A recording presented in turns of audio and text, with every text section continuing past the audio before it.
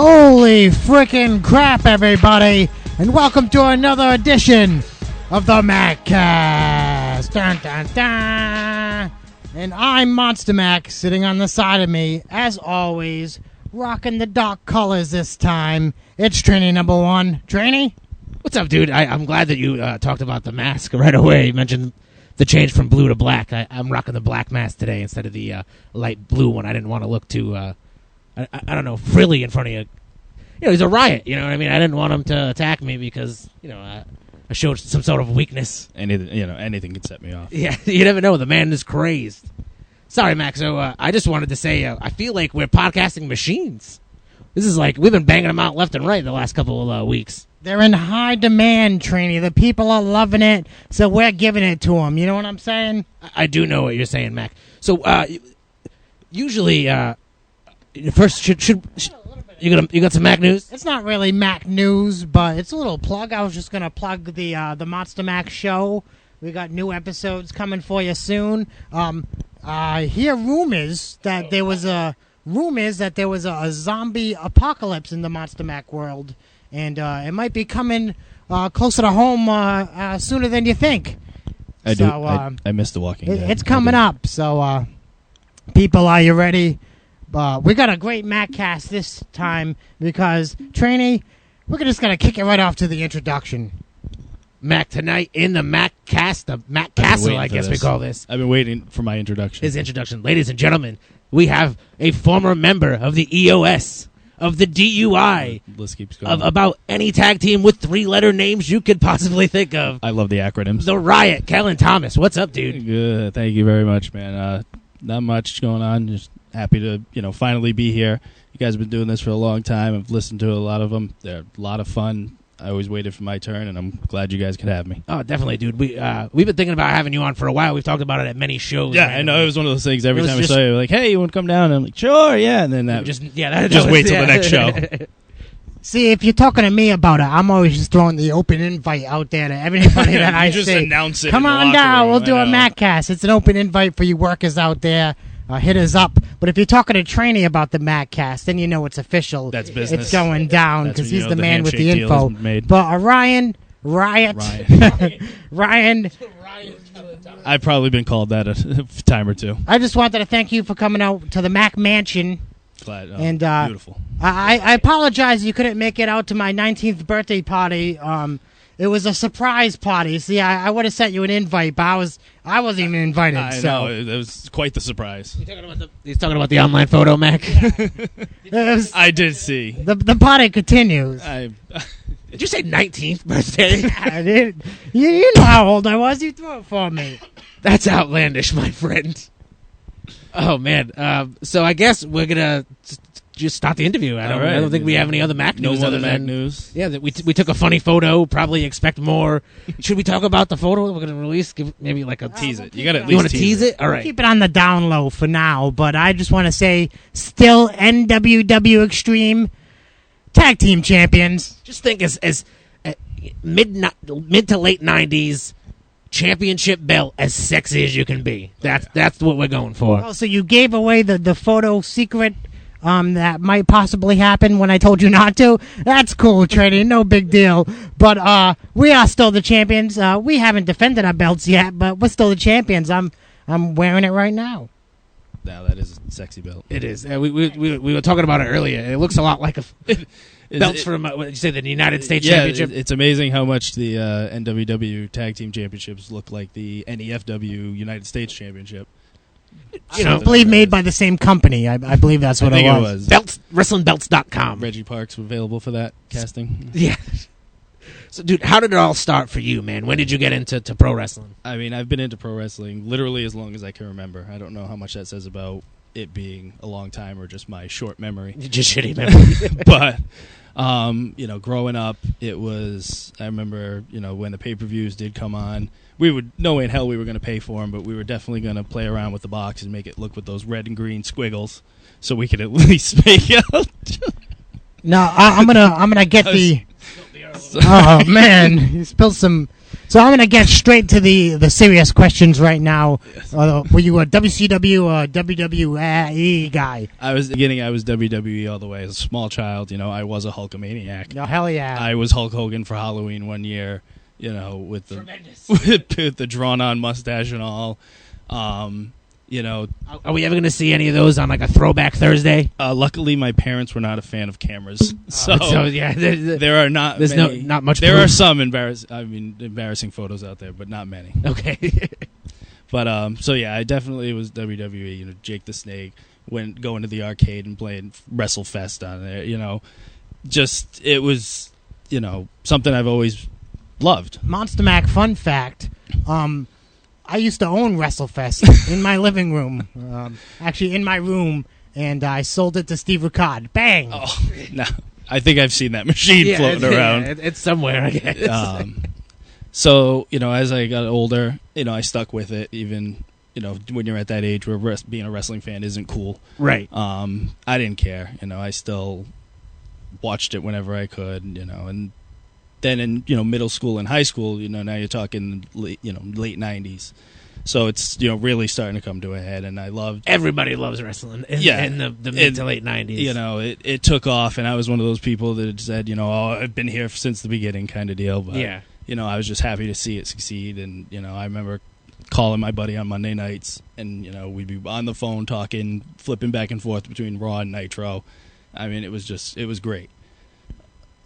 Probably one of the. See, I don't know if I just idealized that time because I was young and exactly getting into it and all that very stuff. Impressionable, impressionable age. And to me, my favorite era of wrestling is probably the early to mid 90s, 90 to 95. Right, yeah, and then that's in the WWF anyway. And exactly. I mean, it popped off and it got crazy and everybody loved it and it was super entertaining. But actually, wrestling wise, exactly, some of those matches weren't exactly you were the best. You were laughing, but you weren't sure why. Right? Yeah, you were just enjoying what's going to happen next. Exactly. So, and then I forgot where I was going with this. Backyard wrestling. Did you do it?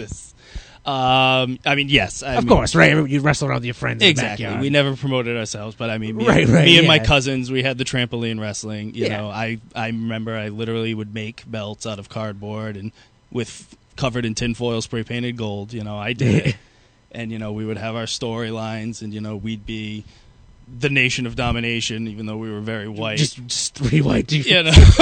Just beat down on my youngest cousin. I was gonna throw a white power out there. White power! Don't yell that back. I'm not allowed to do that. That's a no-go. Put your hand down when you say it. Jeez, dude. I understand the Nation of Domination thing, but you took that to a crazy level. I mean, they did have a Canadian, so I guess. Yeah, I guess. Yeah, that's as white as you can get. There was never any KKK groups in pro wrestling. No, I mean, I'm sure that's where the line is, I guess. So far, Triple H banging. You shouldn't say in wrestling. You should say in mainstream wrestling. True. I'm sure. Yeah, in wrestling, somewhere, it's been done. Oh yeah, there's probably going on right now. Exactly. There's a storyline going on right now. But yeah, I definitely. That was me and my cousins playing around and stuff like that. So, fast forward to after high school, I'm hanging.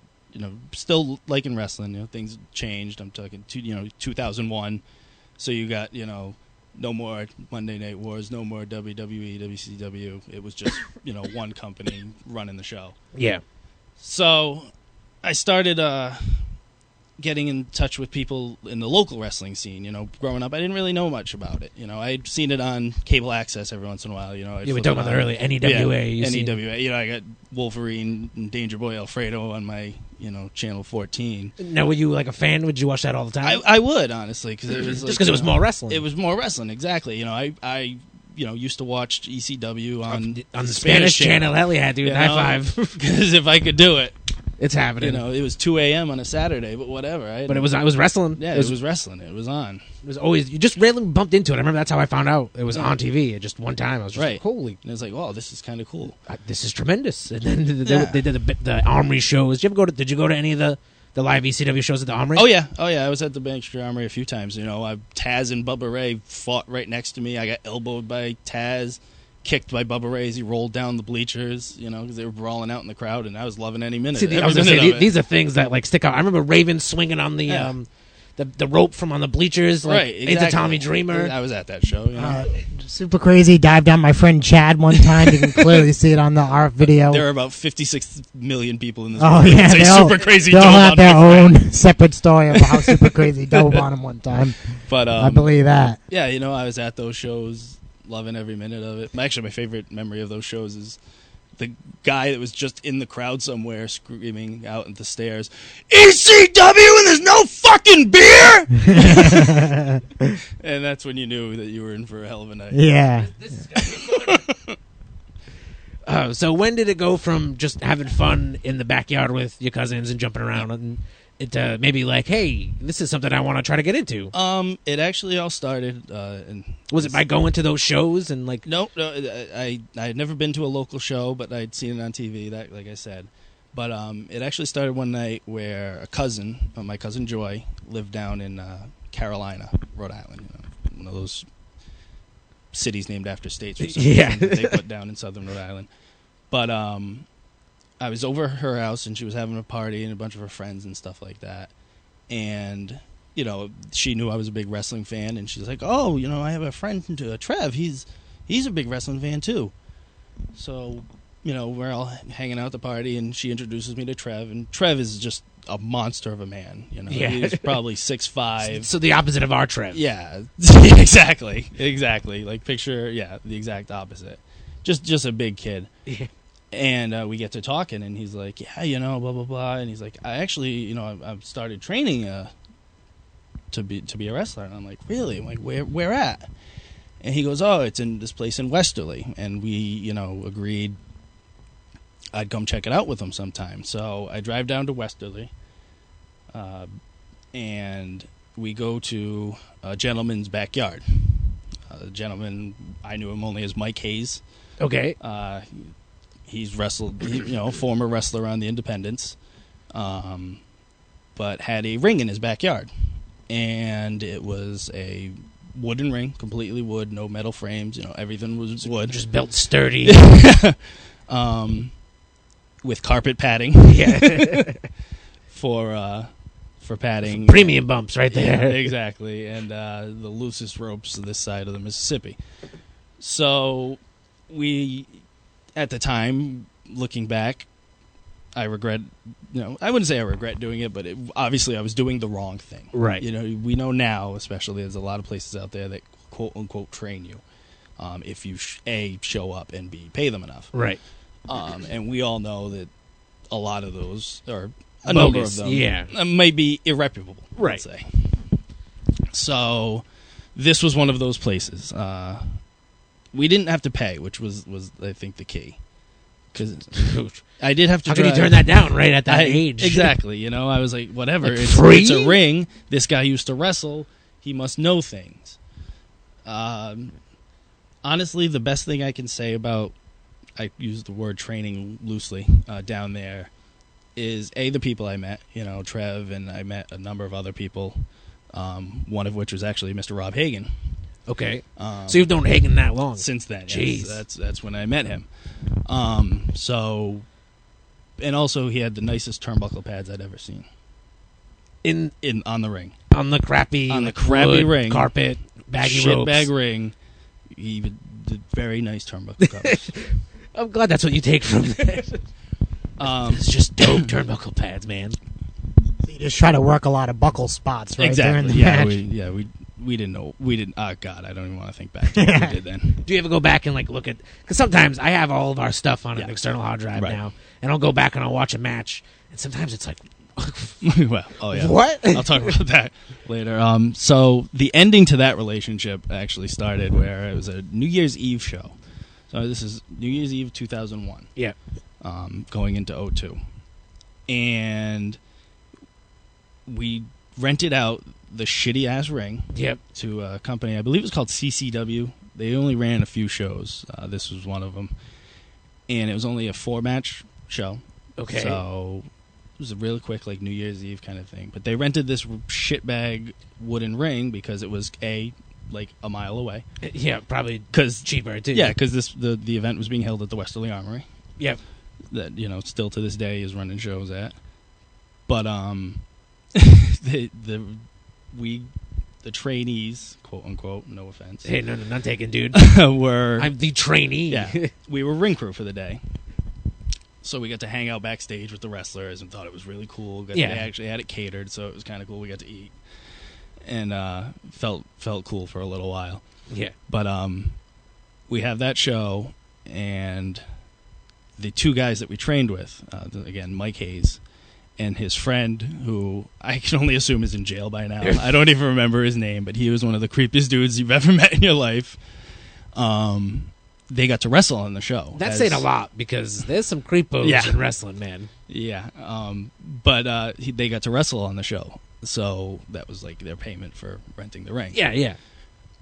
So the matches were... The first match was actually very good, I have to say, because it was Dylan Cage. Okay.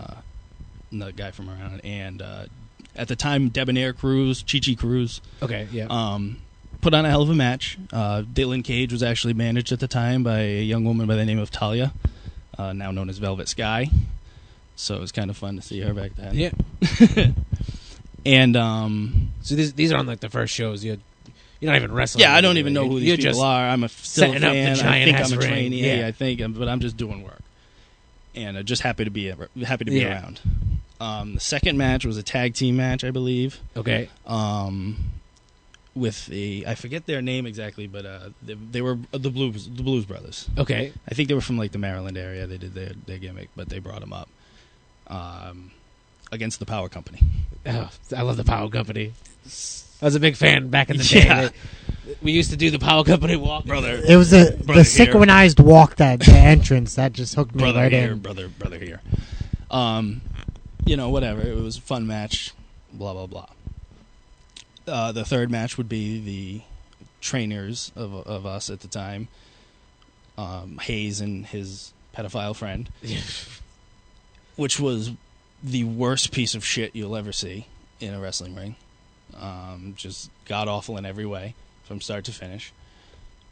And then the main event being the hippie freak Nick Richards, I think was his name, against Chris Hamrick. So we, watching the show, beginning of the Chris Hamrick match, they do a spot. Crisscross running the rope spot. Boom, boom, boom. The ring breaks. The ropes just sag right to the bottom. It just done. Still standing, luckily, but just done. Yeah. So Richards and Hamrick do what they have to do to get by. Hamrick just not happy the entire time. Right. Reasonably so. And then at this point, after seeing the shit match that our quote-unquote trainers put on and having that happen, me and my friends that were doing the ring crew were literally just like, all right, fuck this. Right, this is probably not where we should be. So the second the match ended, we all ran up, took down the ring, threw it out the door, and just left it on the grass in no semblance of order, and left. And just never went back to Bradford, Rhode Island. Yeah. Did the promotion? They didn't have like a promotion, right? So no, like I said, that was just I think, like I said, they may have done one or two other shows. Yeah. I think it was related to some radio station or something, so they had, just a couple of shows. But I stayed in touch with a lot of, the guys that I met there, and we kept going. We found more local shows to go to. 'Cause we kind of said, all right, well, this is what they do. Let's go check it out ourselves. So I'm at a show in Seekonk at the Legion Hall. And, we're watching. I don't even remember half the card, obviously. Yeah. But during one of the tag team matches, a young man by the name of Tim Kilgore is wrestling.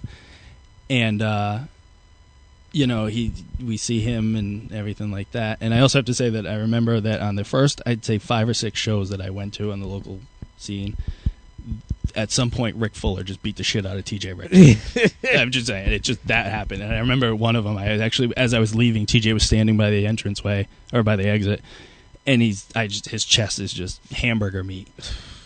And I shook his hand and I said, I'm sorry. At that time, whatever, I'm just a Mark fan or whatever. And knowing now and, being around Rick Fuller and luckily never in the ring with him, I feel even worse for TJ. But we saw Kilgore after the show, and we were just talking, and he's like, "Oh yeah, blah blah blah. Come to Bristol next week. There's another show, another show going on." So I'm like, "All right, so we go check that one out." And it happens to be NCW, which promotion is I wrestle for right now, and would have obviously probably the biggest impact of any one promotion in my career. Right. So we're at that show, and I believe again Rick Fuller might have beaten the shit out of DJ right there at some point, but we end up seeing a couple other people on the show. We saw a tag team called EOS, and Cinna and Onyx, who at the time, the Elements of Suicide, right? Elements of Suicide. Well, obviously, I would later come to find myself a member of. Yeah, never would have thought it at that point, but so we go to the show, and we're hanging out, and we're watching these guys, and I saw a couple other guys, a big guy named Rui Botello, and still works too, right? Now? Yeah, oh yeah, and his wacky friend MTE. Yeah.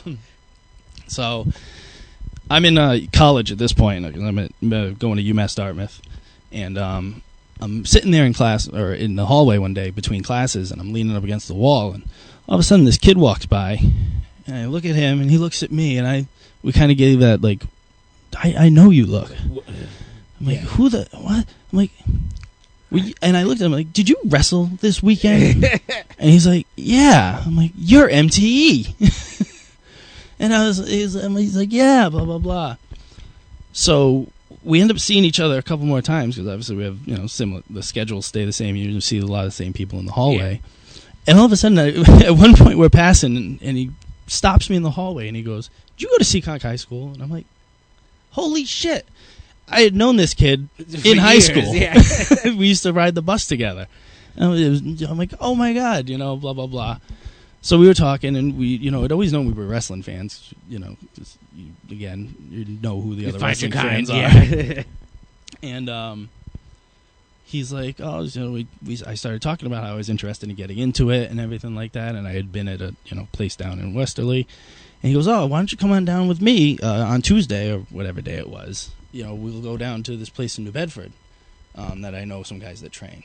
I was like, oh, hell yeah, see you there. So we end up going, and I walk into a building, and it's the Elements of Suicide are there, Dre, Sin and Onyx, and a number of other people there. I believe at the time Chris Venom might have been a thing, maybe Mad Dog. Kilgore could have been there. I remember there were a number of people that would come through, this building at any given point. So you would have, like, random trainers from everywhere. Yeah, exactly. Like, everybody kind of got together and did the sort of thing. But the main guys and, the owners, quote unquote, if you wanted to say, were Dre and Scott and, for their friend Eric. C-Mello. Yes, C-Mello. But, so I ended up hooking up with them. Realizing that everything I just learned in the past however many months I was training was wrong, and having to kind of relearn everything. So you're pretty much starting all over again. Exactly. This newfound training school, did they run shows? No, not. There was always talks about it. This was their fourth or fifth iteration of this training facility. It dates its lineage back to a place around here, the Caroba, right? That even though I'll kind of out myself right here, even though I bill myself and when I come out to shows as being from the Caroba, I've never actually set foot in the actual Caroba. It was demolished well before my time even began. But I just use that as a tribute to the lineage that I did come from. But anyway, so this was, like I said, the fourth or fifth iteration thereof. So people had been around before, and they had run shows in their older buildings and stuff. For a lot of friends and family and stuff. But obviously, there were still some paying customers. So like let's go to the first time you stepped foot into that ring, and participated in that training. You must have been much happier realizing that rings are not made out of rug and all wood. Honestly, and it's still my favorite ring I've ever been in today. I'm sure the bump is much nicer. It was Dre's Haas ring.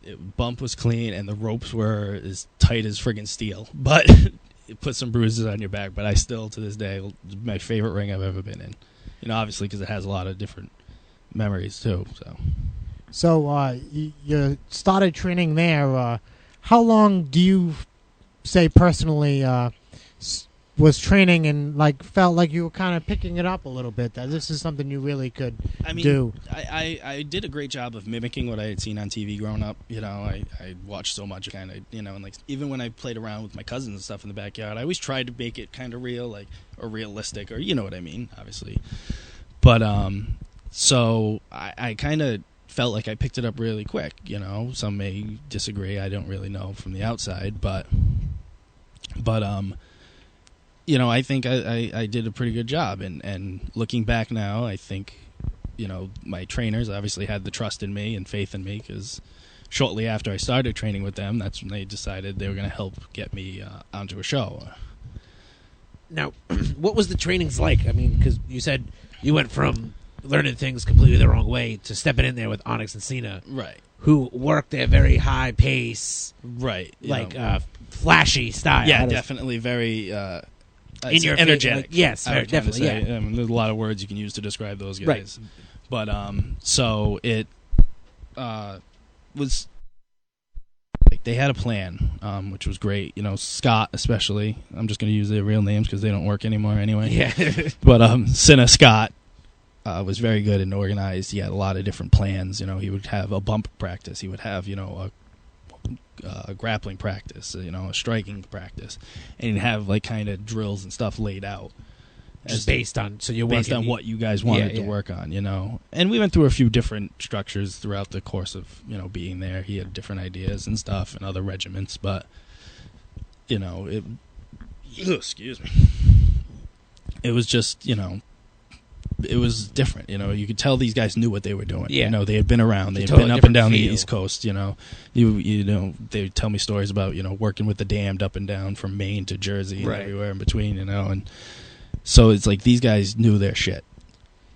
And how long was it? You said you were training before they asked you to join? It wasn't long. It wasn't long, because I got there probably around in February, and by April they were like, here's a show, and we want you to be a part of it.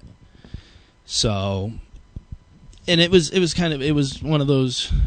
It was for NCW. So this is April 20th, 2002, the day of my first match. And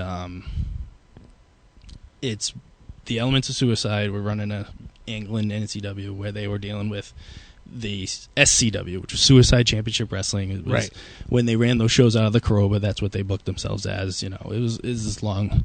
They had their story. Didn't they run a couple of shows outside of the Coroba too? I think so. Yeah. I mean, they've not as many as they wanted to. That's for sure. But there were always ideas and stuff like that. But so the match was the EOS and Gina Marie, their valet at the time, against Team SCW. Okay. So Team SCW was headed by Luke Gemma and Postal Pete and Moko. Okay. Yeah. Some guys that have been around for a while. And it also consisted of Rob Hagan, a man named Mark Harris, and I'm trying to think. Moko, so Moko, Pete, Mark, Bobby, and me, maybe one or two other. I don't even know. It was a shit ton of us. Right, a bunch of dudes. Yeah, and we laid the match out in practice. We went over it time and time again, and just kind of made sure everything was going to go off without a hitch. Now, you mentioned that Rob Hagan was on your team, right? Yes, he was. Was this his first professional match as well? It was also Rob Hagan's first professional match. Yes. And how was the feel? You guys nervous as shit? I was. I had me and my friends, like I said, we had been going to shows lately, and I encouraged all of them to go to this one. I was like, "Oh, come on, we'll check this one out. You guys really should go. You really should go." Was there a veteran on your team? Moko and Pete. They're definitely the leaders. Did they help structure the match a little bit? Yeah, definitely. And Dre and Scott had a lot of input and everything like that. It wasn't, your typical, match. It was laid out pretty friggin' hard. Yeah. Very choreographed, but it's what we needed as new people. So, well, how was the final outcome? Were you happy with it? The final outcome involved me and Bobby getting double teamed by Gina. And the finish was Dre lighting his leg on fire and dropping it between my nuts. Awesome. I'm glad to hear there was fire. It was their old finish. Match. I forgot what they called it, but Scott would give the guy an iconoclasm out of the corner, so he's laying in front of him and hold his legs open while Dre came off the other corner with a leg drop. Was it a sterno? What was he? He had a T-shirt soaked in lighter fluid that nice. He tied around his camo pants, lit on fire, and dropped it between my nuts. Love you, Dre. So you also got some burnt balls in your first wrestling experience. Those I do have pictures of, and I'm sure if they're not on the Riot Facebook page, they will be later tonight. So that was my first match. That's your first experience. What would you say the show drew? It was, from what I remember, pretty well. It was in the Bristol Armory there, or whatever it is. And it was, I Seems like 1,000 people to you. It could have been 1 million people. Yeah. I could have been in the Silver Dome for all I knew. It was just, that was on that high. Another known fun fact, I did not have a name that match. So just no name? What do you mean? We were announced as Team SCW, so it didn't really matter. Yeah.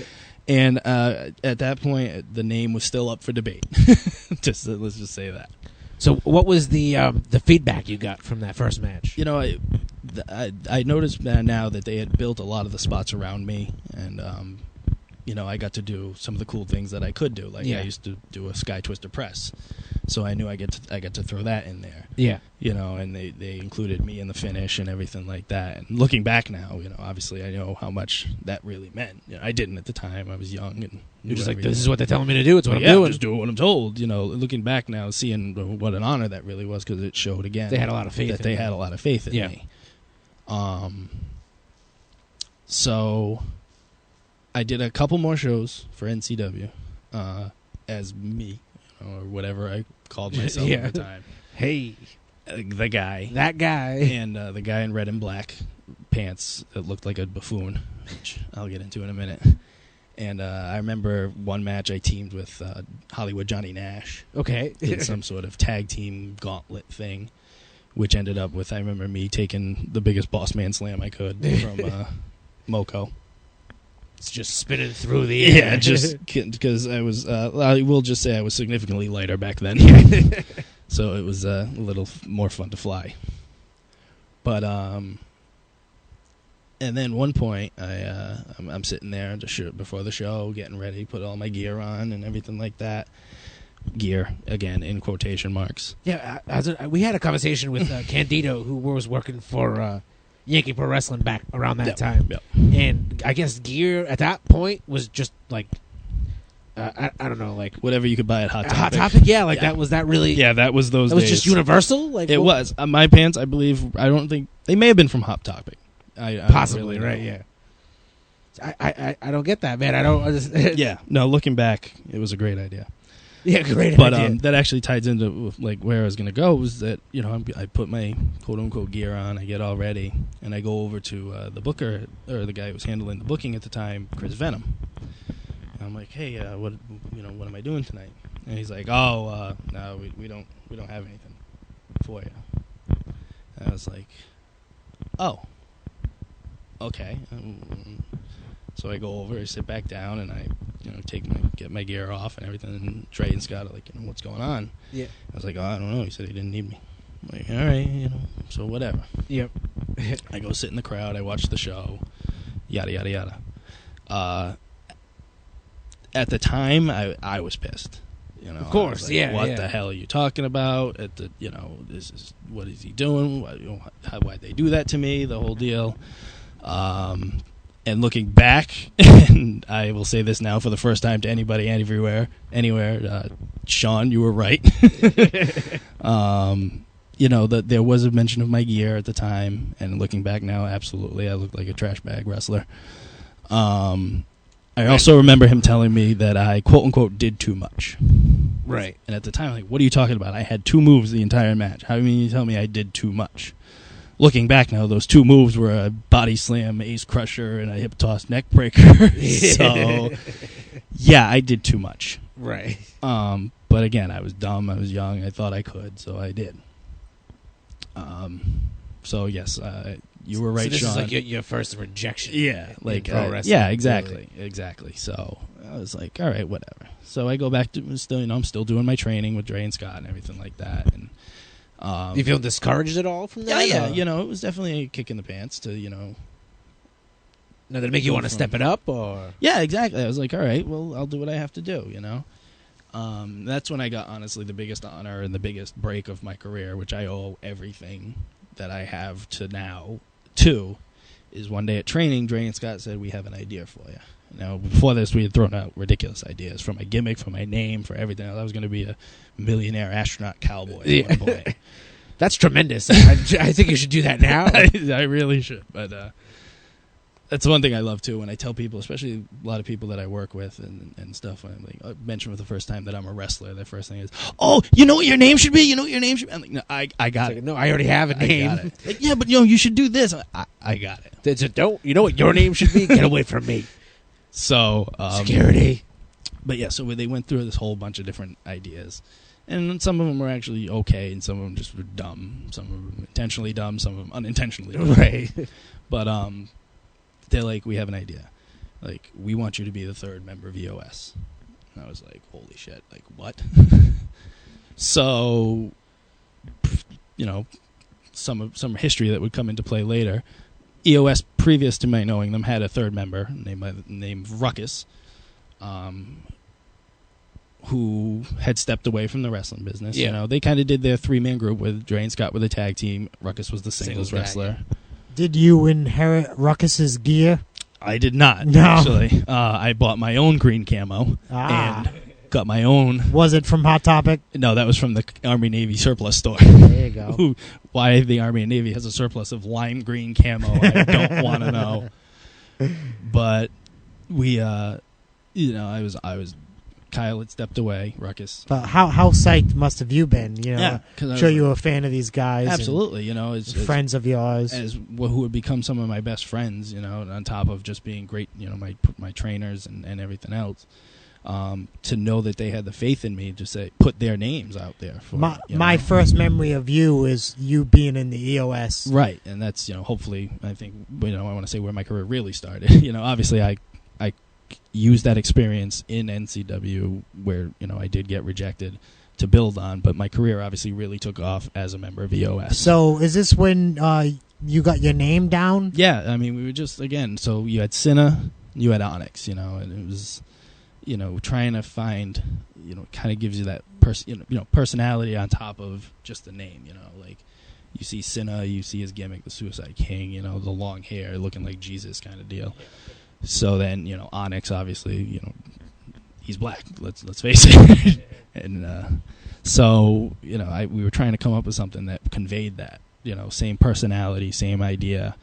And then I came up with it when I was like, you know what? You used to be Ruckus. That used to be. So I'm not here to cause a ruckus. I'm here to start a riot. And literally that's Did you use that same promo?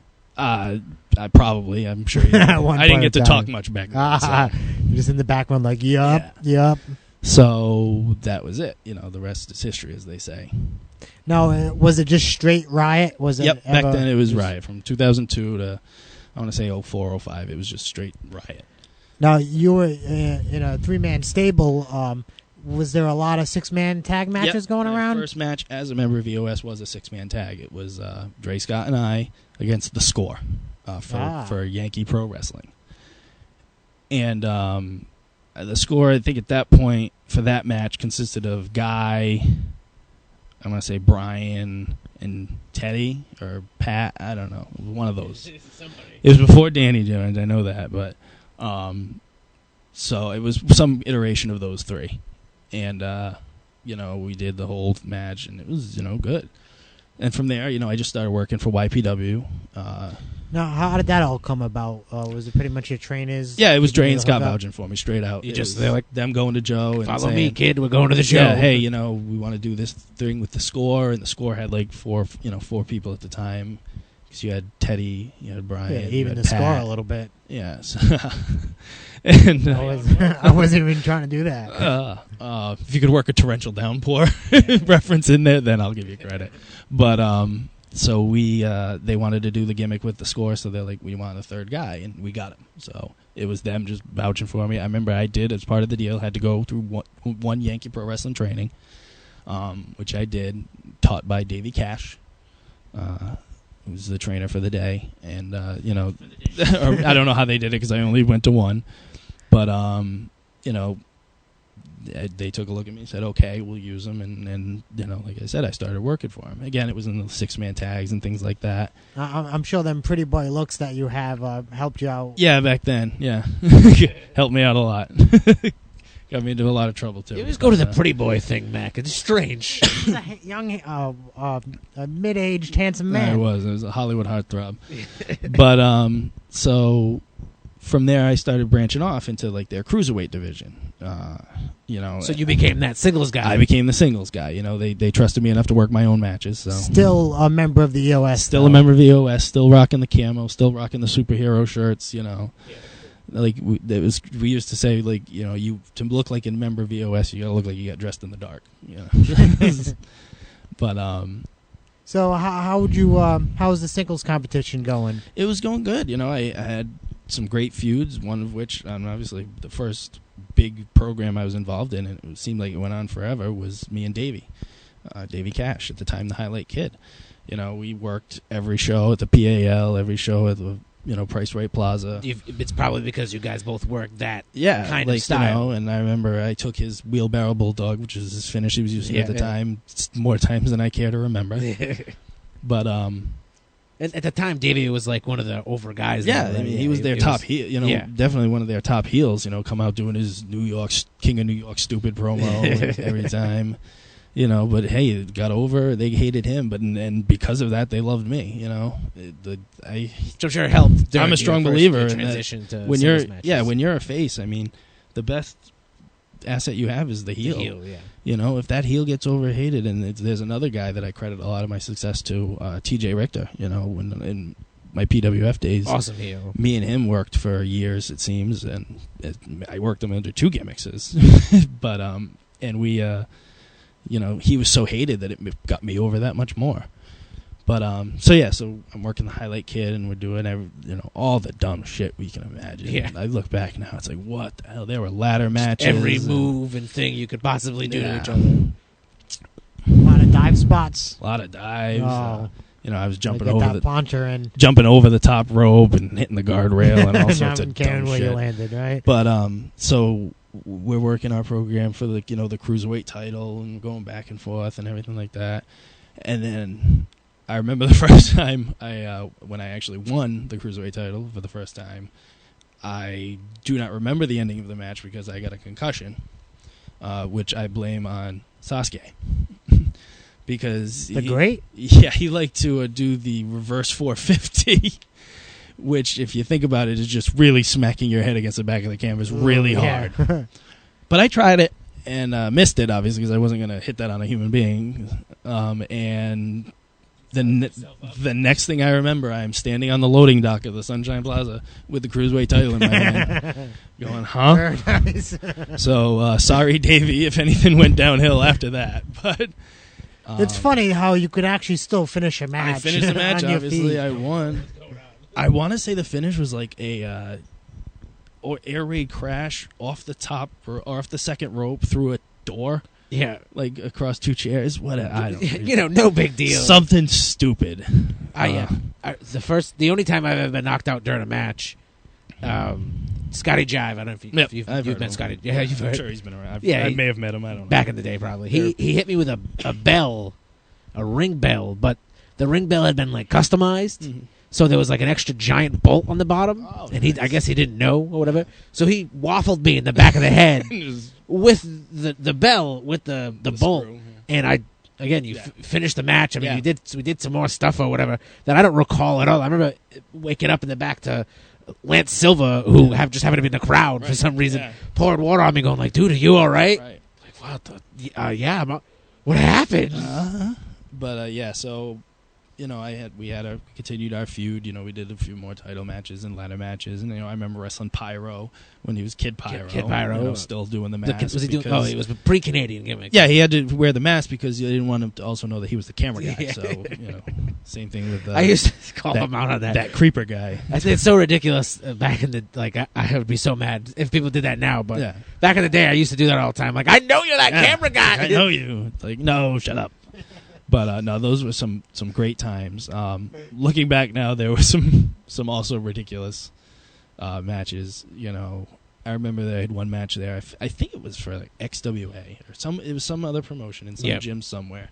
And I watched that the other day. It was me against Pat Masters, who was one of my favorite opponents, beyond a shadow of a doubt. Playboy. We used to have a lot of fun, and he's one kid that I wish had stuck around, because I think if we kept working, we and him could have had some awesome matches, knowing now what we didn't know then. Right. Because looking back then, our matches were ridiculous. I think we had one match where we did, I think, every TNA finisher that they had. Yeah, he hit me with a code red. I did the Red's twisty thing. The kick thing? No, the top rope where you spin around as many times as you want before you die.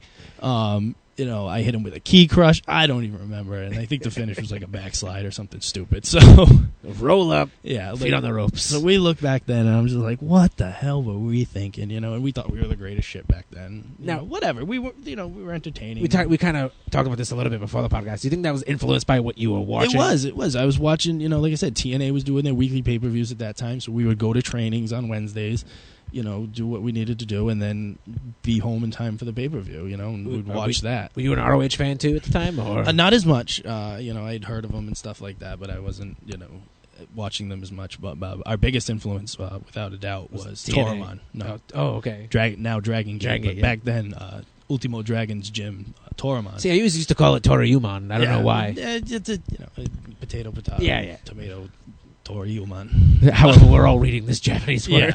As long as you say, you like this, it's all that matters. See, he went racist before, too, but his was still way worse than that. Mine was legitimate, though. Watch any match. What's the one word you understand every Japanese match? Lariatu! I yell that all the time. Who does it? So, that was definitely our biggest influence, and you still see that influence to this day in me, because I just straight out stole Shima's gear with the tassels, and and the Ultimo Dragon tattoo on my back. So what, do you leave it behind after a match or something, and you snatch it up really quick? Yeah, snatch up his gear bag. I wish I'd.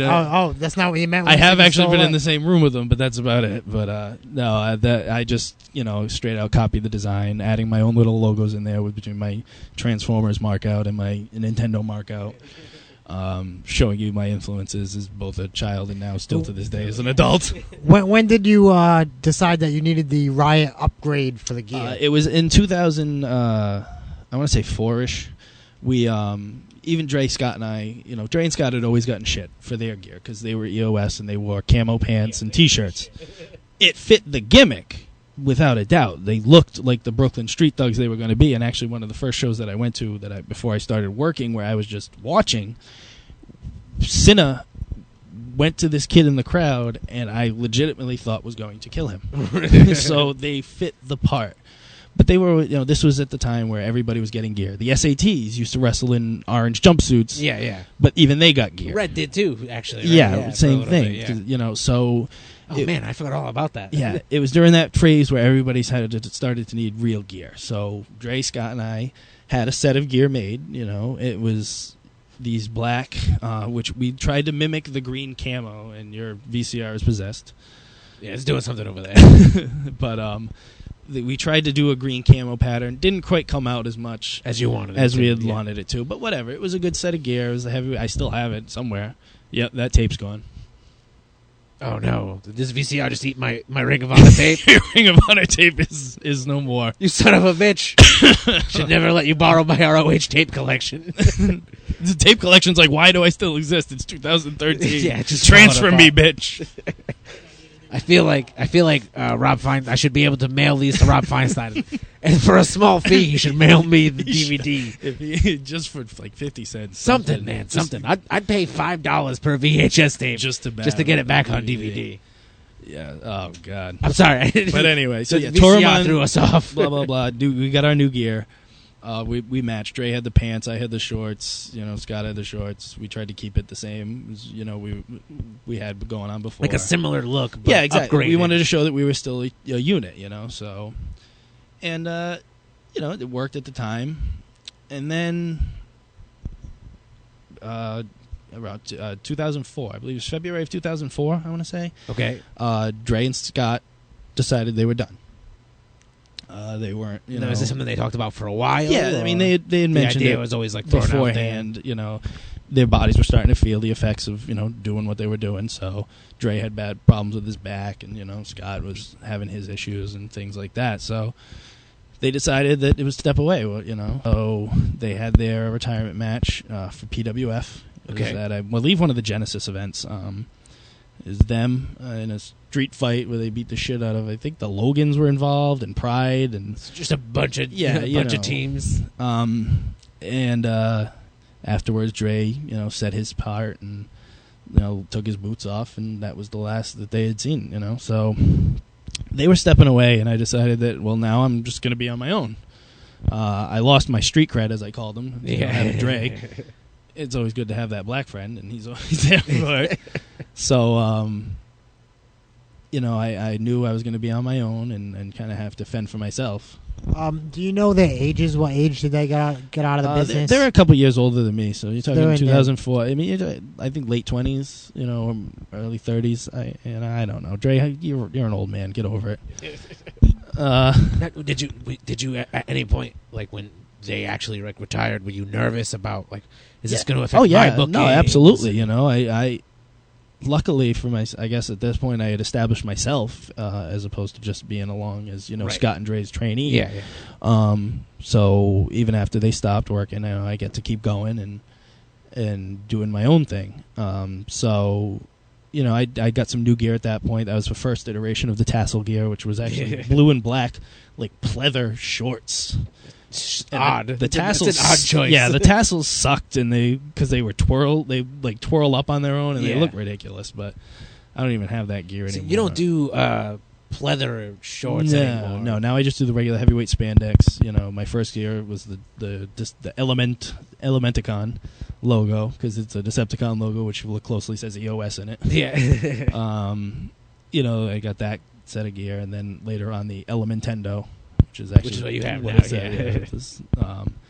So it's changed over the years. I like the stuff I have now. Next set of gear probably hopefully look just like it with another ridiculous 80s reference. Now, when the two guys from the Elements of Suicide retired, did the Elements of Suicide retire as well, or did you carry on the name? I kind of took it as I carried on. That's why I said that even the next sets of gear that I got, EOS was long gone, but I still referenced it on the tights, I see. I had the Elementendo. So you're like the lone member, pretty much. I kind of used that to carry it on. It was kind of funny because just the talk about Ruckus a little bit. I'd always heard stories about him because... Oh, so you never actually met the fella? Never met him. He lived in Florida or Tennessee or Michigan or wherever the fuck that kid ended up. It's so hard to pin that motherfucker down. I had heard about him. They had told me stories about him. He's a crazy-ass kid, drinking all the time, getting in trouble, running from the cops, kind of like he does today. But I'd always heard stories and shit. And he ended up being one of, friends with a lot of people that I had met through... So guys like Will and Lance and those guys had been friends with Kyle for a longer period of time and had knew him. So I was always looked at from their point of view. This was now the RDW crew. So you're talking Bloodstone and those guys. They always saw me as Kyle. Scott Levesque, you got to throw him in there. Can't forget Scott Levesque. I like that you call him Bloodstone too, because I'm forever going to call him Bloodstone for the rest of my life. It's just burnt in my brain that way. That's just what it is. But so they kind of always saw me as Kyle's replacement. So whatever, obviously nowadays they also looked at me as Kyle's replacement because then I became really good friends with them and kind of took over that spot. So took the friendship spot as well. Exactly. You're more tamed, Ruckus? Yeah, I mean, I'm obviously more tamed. I'm older. We were in different points of our lives. Yeah. I was married. I was, tied down a little bit. So I was a little more reeled in, but I still had my wild side, and I still, enjoyed hanging out with them. We always said that if Ruckus and Riot ever got together, the universe would probably implode. A short time ago, actually, and shortly after my divorce, Kyle actually moved back and lives in Massachusetts now, so we have hung out on numerous occasions. The universe has come damn close to imploding a few of those times. And now I can honestly say that Ruckus is one of my best friends. He's a guy I always love as a brother, and, is so, so glad we finally did get to connect. Whether or not we get to do that in the wrestling ring is going to be up to his lazy ass. I was going to say, it's too bad he never got back into the business. So, Kyle, I'm calling you out. Get off your fat ass, get back in that gym, and come out to the ring. We got shit we need to finish. Now, what are you thinking? One-on-one tag? What are you hoping? We'll see. Anything? We'll see. We're not going to close any doors, But anyway, so I was off on my own, kind of doing my own thing. I had gotten work for PWF Northeast, at the time. Got to do a program. That's where I started, working with TJ Richter. Again, like I said, one of my favorite opponents, hands down, shown me more inside the ring and the match aspect than just about anybody else in the business. Got to work with a number of other people, meet other guys. Now, TJ at the time, was he doing a lot of the high flying stuff? He was not as much. That was still my job in the match. Yeah. I was going to do the running, the kicking, the Did screaming, the jumping, he did a the lot flipping. of the Did he? You feel like you learned a lot from him how to slow a match Yeah, down? he definitely how to pace showed a me how match to drop a better. senton a few times, Yeah. and definitely not have to work as much and not have to do as much. And there were matches I remember with him. We had the crowd in the palm of our hands. We could have done anything, and they were going to pop for me, and they were going to boo the shit out of him. Yeah, for whatever happened. One of my favorite points was the hot dog safari. So this is the NECW PWF merger. Around that time. We were wrestling each other, and we did the whole gimmick where I came out to the ring with a balloon. And because it was a hot dog safari, big festival and shit. Yeah. So I found a balloon. I'm like, I'm taking this. And I go out, and I'm going to hand it to a girl in the front row. And as I'm doing it, TJ comes up from behind me, grabs the balloon, and pops it. Yeah. And it was just such the cheapest, heelish shit, but it got over so much, and the crowd was just on him from that point all forward. over it, yeah. So, we got to have a lot of fun doing that, and I got some other work, and got to work in Connecticut a couple times for an ACW out there, Assault Championship Wrestling, Jason Knight's old fed. Got to meet guys like actually it's the first time I met Spider, a couple other guys that I got to work Paul Enormous, who was a gentleman. I remember Paul Enormous. Yeah, he's no longer with us, unfortunately, but he was fun. He tossed me around. Oh, I'm sure. You say, especially at that time, you were a much smaller man. Exactly. He was not small at all. He was not at all. But I got to have a lot of fun wrestling some of those matches. Where else were you working? I'm trying to remember back then. It was Still doing the Yankee stuff? Yeah, that was my South main Coast. thing for a long time. Go ahead. Did you ever have any of the promoters from Yankee Pro Wrestling pull you aside and say, hey, we don't like you working other places. Yeah. You pretty much have to stick to this one company. I remember having that conversation. I forget whether it was with Guy or Jamie at the time, whatever, but I said I wanted to go work somewhere, and would that be a problem? And I was told in no certain ways, yeah. Did you ever see any consequences? Yeah, I ended up leaving Yankee. I just said that I wanted to go work somewhere else, and they kind of put me against the wall, and I said, all right, then bye. Because I wanted to probably just move on, do something different. I'd had a great time working for Yankee. This was when they were running shows all over the place and doing everything, Do you feel like that was the right decision? Yes and no. I think, it definitely sent me down a different path. Kind of put me in a different group, different circle. I don't know. If I had stayed with Yankee, would I be in that, clique with really... Ryan Drew and, those guys, I don't know. Or would I have, still branched out somewhere else? Who knows? Would I have ever followed my true dream and gone down to Mexico with Chad and Jorge when I had the chance? But no, let's not make that decision again. Yeah. Bad decision? Yeah. It was, during my time with Dre and Scott, we'd done a lot of the Quack seminars. Yeah. Gone down to Pennsylvania. It's so crazy that Quack's been around. He's literally been a guy that I first heard about from like the PWI magazines. Oh, yeah. It seems like it was like 1974. For real, man. Like he was just this is a name you'd always read everywhere. He was just everywhere. Like the next big star, but right. he just So, he would put on these seminars and, we would go down, and I remember one of them, it was with Jorge Rivera, who was the head trainer of the Toromon school that we had idolized so much. So absolutely, we're going to fucking go down there. Yeah.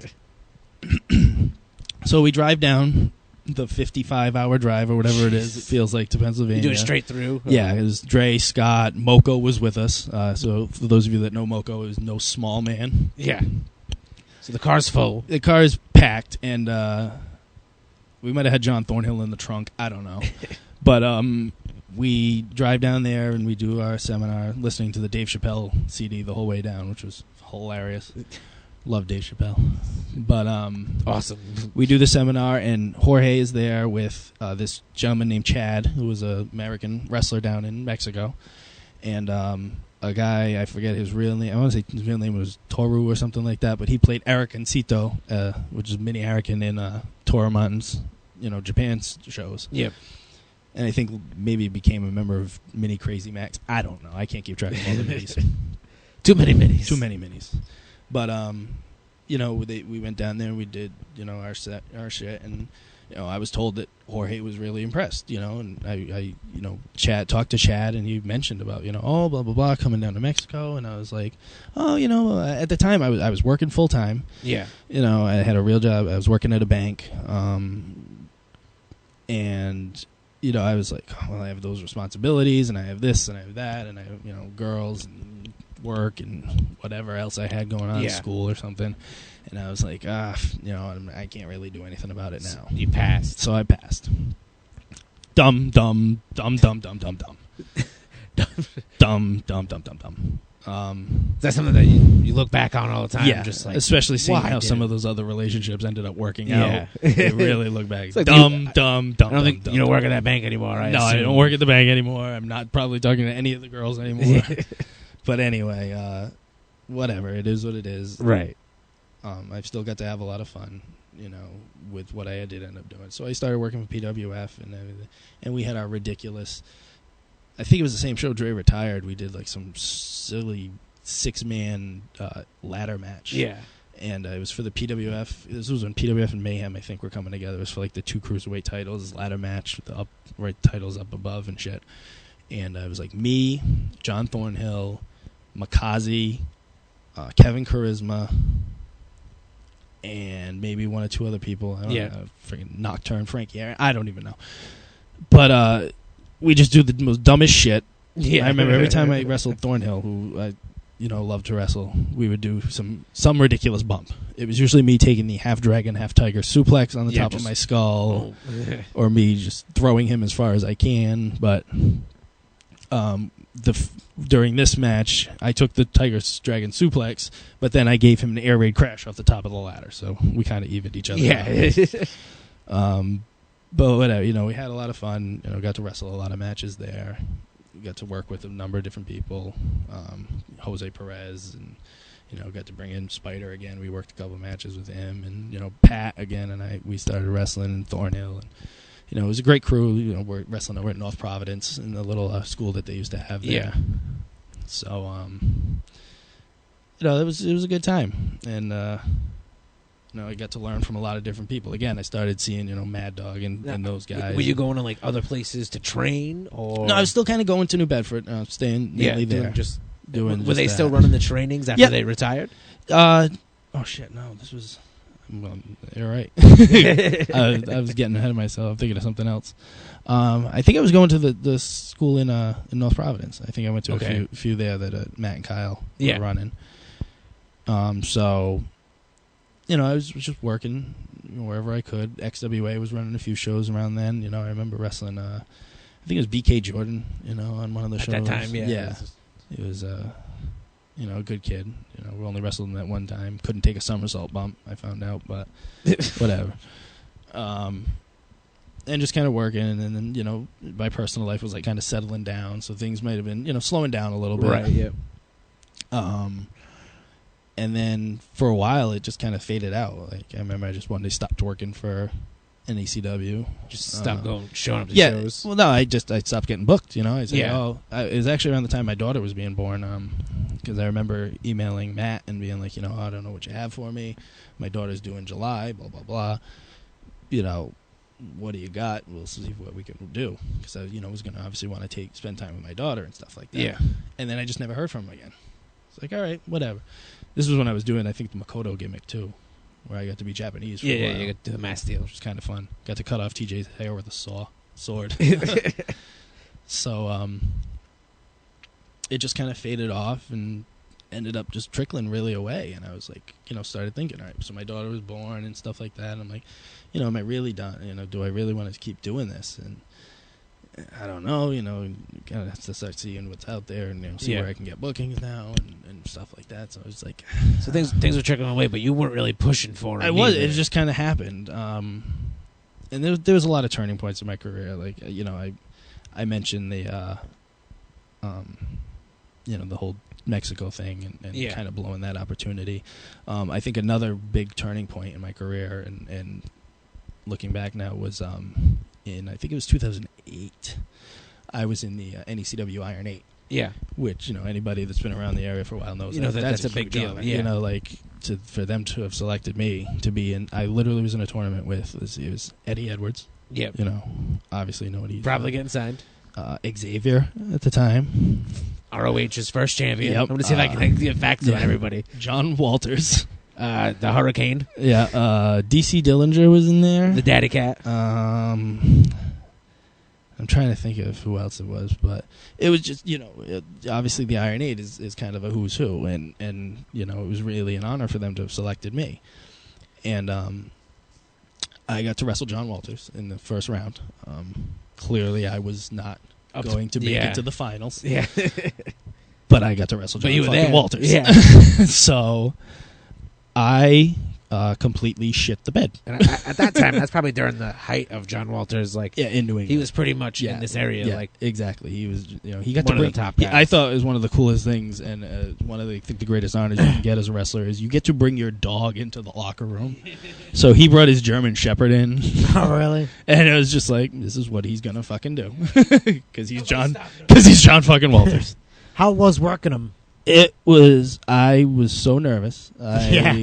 Literally, I shit the bed in that match. Could you tell like a different level of professionalism? Absolutely. I mean, he was great. We went through the match and everything like that, and it's just I froze when the bright lights were on, and I didn't come through when I should have, and people saw that. They take notice. It's just like any other athlete. When the bright lights are on, when it's the playoffs, you got to come through in the clutch, or you're gonna fold, and I folded. Nobody's fault but my own. John was great. He worked with me the whole time. It wasn't a terrible match. You wouldn't look at it and be like, oh my God, this is the shits. Done better. But for what it was in the spot I was in, I choked. And, but he was great. The match was fine. We got through it, and, it was great experience. I loved working with him, but it was what it was. And like I said, I think that kind of showed some things, and then people started to tail off on me. So we go to things like I said have started to dissipate, and I'm not really working, at all, and I'm contemplating am I just done or what? But I get a text message from Bloodstone. He goes, "Hey, what are you doing next Saturday?" I'm like, I don't know. Nothing. I don't know. I'm probably sitting on the couch, wishing I was somewhere else, like I always do. But I get a text message from Bloodstone, and it says, what are you doing? I'm like, I don't know. He's like, oh, well, Will needs a partner. My response to him was, you're Will's partner. Well, he was making some changes in his personal life and was not going to be able to make shows for the next few months. Right, yeah. Bloodstone taking some time off for a while. Yeah, it was a work thing. He had a third shift schedule, so he couldn't make it to shows and shit like that. But he I was like, okay, what's going on? And he told me this situation. I'm like, oh, yeah. And he's like, and I asked Jamie, who do you want to fill in? And they said you. So I was like, okay, I'll do that. So I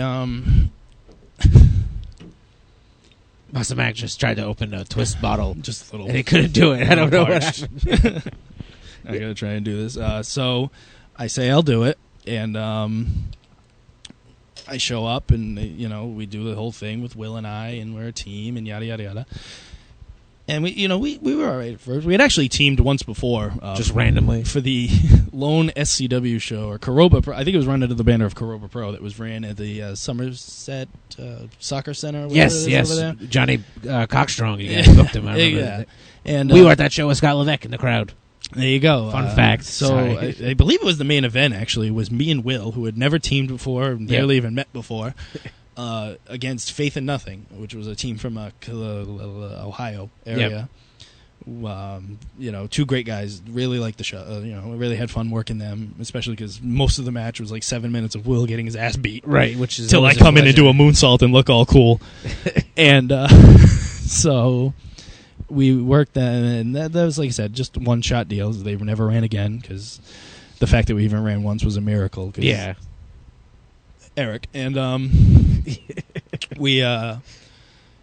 we'll work together as a team, from that point forward in ACW at the time in Fairhaven, who I found myself shaking my head working for. Was Will the one who said, "Hey, I work for ACW. You should come down, check it out"? See, did he give you the end? It was Bloodstone. You missed that. You were in the Bloodstone. bathroom. I was you were in taking the a bathroom when I piss. told that story. Yeah. But anyway, so... Come on, Mac. So, yeah, but it was just funny that I had worked for the ACW because I remember seeing an ACW show in the Encore Plaza, which anybody who knows... Was it the downstairs or the upstairs? I can't remember, to be honest with Was you. it a small room or a giant ass It was a room? big-ass room. Okay. So it was like ACW, like...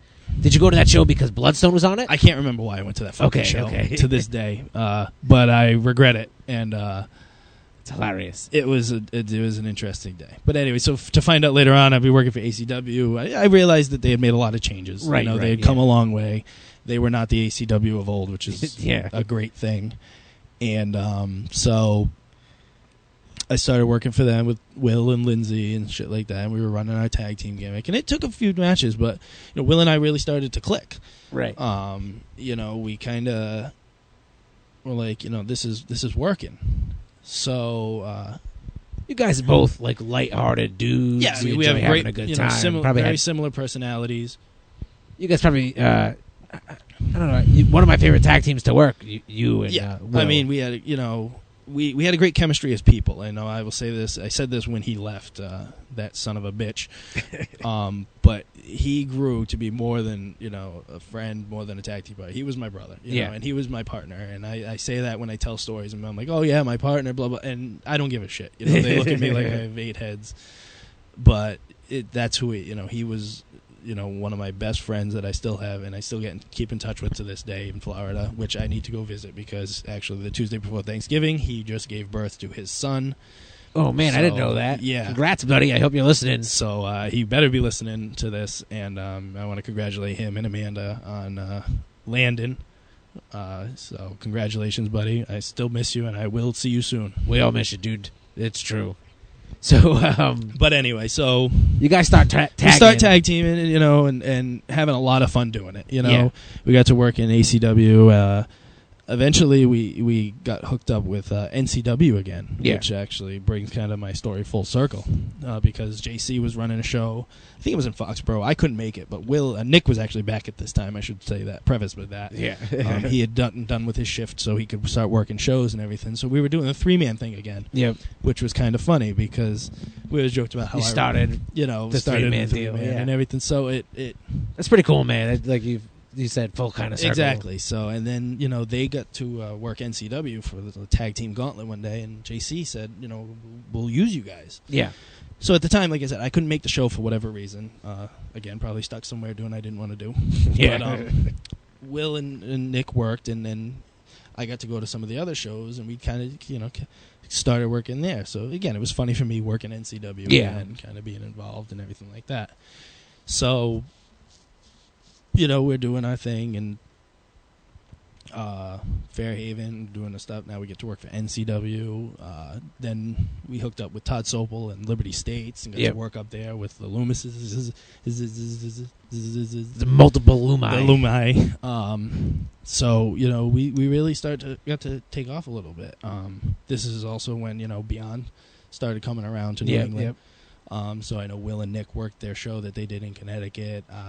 Nick and I, you know, every once in a while will still you guys continue tag there occasionally. So you guys at one of the Braintree? No, the Bridgewater show. Yeah, I remember you and George. You were all there.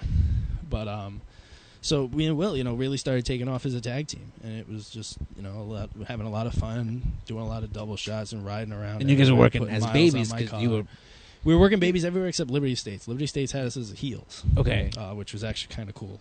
Did you enjoy, like, getting to step out of the normal baby face? It was definitely great. I had always sucked as a heel by myself. I still, to this day, suck as a heel by myself. But Will and I fed off each other so well that it was just easy. A lot of it because we were just natural assholes. Yeah. So it helps that we were just kind of more ourselves. But it was, you know, it really, like I said, just started to click. And, you know, we were tag team champions for NCW. We were tag team champions for WCW. We were tag team champions for Liberty States. All at the same time? All at the same time. We were dying to take that Ultimo Dragon, like just 6 belts hanging on. So many belts. But we could never get all 3 belts together at the same time before Will decided he was going to move to Florida. Yeah. So that was a fun 2-week period where we had to just get our asses beat everywhere. I think we lost 2 tag team titles in one night. I believe so, yeah. You guys did like a double shot. We did WCW and NCW the same night. Before that, though, what were some of your favorite DUI memories?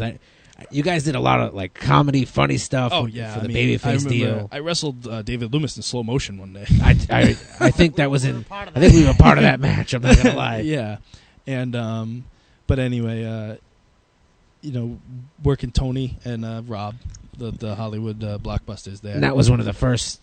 That was a great feud we had. Some of my favorite memories were working with John Monroe and Vane when we were doing a gimmick, because literally there were about 6 shows in a row where at the ending, the 4 of us just ran out to the ring and just waited to see what happened. Like, we didn't have a plan. We knew something is going to happen, and we're just going to wait. The 4 of us would just look at each other and be like, "All right, who's going to do what this time?" I mean, one time I just threw my shoes. It was just the most ridiculous shit, but it was so much fun. So much fun. So, you guys are the tag team champions. Yep, tag team champions of Southern New England. Yeah, you know? Southern New England. But yeah, and like I said, and then, you know, Will was going through some changes in his personal life.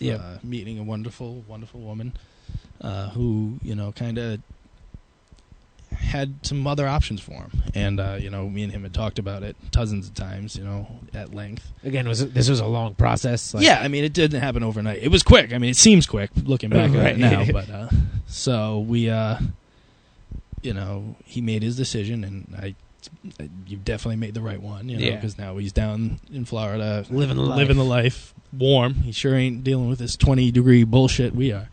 And, you know, has his beautiful new son and everything else. So he definitely did what was right for him, which is all I wanted for him. Because, like I said, I cared about him more than just, you know, a friend and a partner. Of course, yeah. So he did the right thing for him, and that's what I, you know, as much as it affected, you know, it didn't affect me in the grand scheme of things, but it affected my wrestling career. Of course, And, you know, and he's your friend, too. And exactly, it hurt losing a friend. Right. You know, I'm not going to have that traveling buddy. I'm not going to have that, you know, I could hit him up with any time at anything. You know, we would talk, we would do whatever we needed to do.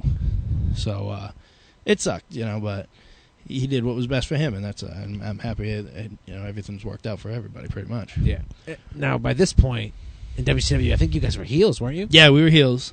What was the turn? Where was the turn there? There wasn't one. You guys beat us, and we put you over before we did our bye speech. You know, that was. No, I'm talking about even before. You were just heels for that night? Oh, the heel. Like, how did you guys turn heel? Oh my God, I forgot how we did it. It was Castro. Somehow Castro was involved. With, something to. Lindsay? You guys turned on Lindsay. We did a whole fake gimmick where we turned our back on Lindsay for Castro, she was healed but she was anyway. in on it the whole time because she Okay. ended up putting on like my sweatshirt and pants and hitting somebody with a She there cold it clocked is. Ash, and it was one of the greatest sells of all time because she wasn't comfortable. She didn't want to hit him in the head. She told him time and time again. She's like, I don't know what. Let me just hit you in the stomach. He's like, nah, bro, just hit in the head, just hit in the head. All right, but I'm gonna hit. Okay, whatever. So she comes in the ring. She cold clocks him with I don't even know what it was, like a lead pipe. I don't even. remember. She was full. It was a something nightstick? I think ridiculous. it was a Might have been nightstick like or something. Sergeant Muldoon's nightstick. Yeah, or man, something. it was something weird. But she cold cocked the shit out of him, Now- and I just hear Ash go, "Jesus Christ!" before getting pinned. What was she like wearing over her face? She had a like one of those ski masks on. I see. Put on, so it was the whole thing. And she did the turn with us, and you know, we just got to do something different. We were faces. We were over for such a long time. We wanted to just do something different. You know, like yeah, much more fun as a heel. with Will, yeah, definitely. I see. You know, we got to, like I said, a lot of the jokes that we would make on the ride up there, Yeah. we'd actually get to say rather than having to be a face and things like that. But it was a lot of fun. But like I said, I without Will, it just doesn't feel right. Yeah, you didn't have the same feel. No, it didn't. And at WCW, I knew we feuded for a little while after I'm sure we found out that Will was leaving. Yeah, and you know, we ended up dropping the titles to you guys, which I wouldn't have had it any other way. as I say, I remember even Will telling me on the side, like, "Look, man, At the time, like, you know, we wanted to make sure that if we were going to leave, we were going to do it right, you know, Yeah. and you guys were one of the most over teams there, besides us. But, of course." It was tough at the end of that match. We got the reaction for getting over, and then you guys got cheered for Right. standing up, and So, it was like, yeah, we got to rock out to your music a lot, so that kind I of. was gonna say at the I do have to admit, everybody that's seen This me is- backstage during the Monster Mack entrance knows I am such a mark He is for always. that theme song. I've seen you run upstairs, be like, "I'm gonna dance to your song." I was gonna do it. behind the curtain, dude. So when we were working you as a heel, it was just so hard to friggin' not dance while I'm in the ring, waiting for you guys So to pretending to look be all pissed angry. off. God, I hate Arr, I hate these guys. But it song's so good, I want to dance. No, I couldn't do it. And so, who did you lose? Who did you guys work at NCW? The NCW, we ended up dropping the titles to Todd Sopel and Gunner. Okay. His partner, Gunner who's, Rowe, yeah. who's no longer with us in the wrestling business. I was gonna say, Jesus, I didn't know No, that. he's moved on to pottery for some. Okay, Whatever. pottery. Good for him. And so. Kellan randomly confused by the breasts on the television, slightly distracted. I thought this was wrestling. So sometimes, my friend, it's JCW. It gets weird. There you go. But so and then we ended up losing the Liberty States titles to the Loomises, Eddie and Davey. Davey. So yeah, we did our goodbyes. We said I did 2 goodbye speeches in one night, which I didn't think I could emotionally handle, but I did. And Will refused to cry because he's a little bitch. I remember saying that in the promo. Yeah. Like, I know you said you refused to cry. I he's hate just you. not going to let me have that satisfaction. But and then that was it. We had our parties, and then he was gone, and I was on my own again. Seems to be the theme of the reoccurring of my theme here. career, where I get picked up as a replacement and then just left. Now, after that happens, are you straight babyface again? I stayed heel in WCW actually until this last show, where I did anyway. It was September, October, September. I don't remember. But where I realized I had enough of Castro shit and kind of dumped him to the curb. I'm sure the fans loved it, I'm too. just such a happy guy, I really am. In general, I'm a very easygoing, happy-go-lucky guy, so it's hard for me to play a heel. Like I said, with Will, I could feed off of him. I could use his assholeness to amplify my own. You guys were being like the douchey. Yeah, kinda we would kind of heels, bounce off each making other, fun of you together. right? So, it wasn't the same. But, Yeah. But I was always a face. We were always faces in NCW. Still am to this day. Yeah. With no thanks to the help of my manager, one Mr. Kepler, and I'd like to thank him. I hope he's listening as well. Goddamn puppets more over than I am.